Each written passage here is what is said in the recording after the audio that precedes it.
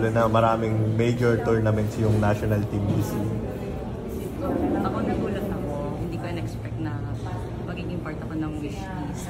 But ayun, thankful ako kasi sa tryout na yun, parang feel ko sa mga nakitaan nila ako ng potential para isali din sa wish list. Kaya I'll give my best every year. Ako naman very happy kasi nakabalik ulit ako sa Alas and very happy.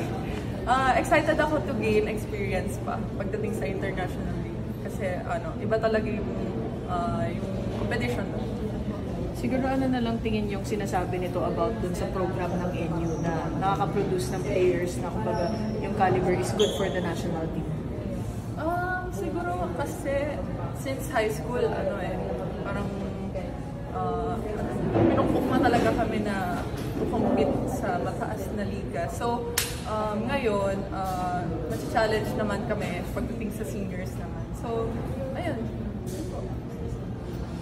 Alay, ano yung feeling ngayon na hindi na lang kayo ni Ben, kasama na rin si Bunch Chelsea? Oh my God. Super happy ako kasi andun sila and andun yung core namin. Core ba? Diba? Ayun, andun yung core. So parang mas-challenge din sila and kami lahat pagdating sa lahat ng posisyon. So maglalabanan talaga namin yung mga posisyon. May advice ko para sa kanilang dalawa na parang bago sa... Ikaw? No advice namin. Advice ko sa iyo. Ano lang, ganun siya palagi guys. Hindi.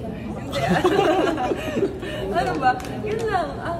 Bigay na lang yung best niyo palagi once na pinasa kayo sa alam mo naman. Ganun. Lahat sa ngayon, try out galingan mo. Kahit mag-spike ako. Tingnan niyo yung spike ko. Charet! Eme lang. Palo ka na. Charet. Oo. Lams, how are you looking forward now? Learning from Gia na rin.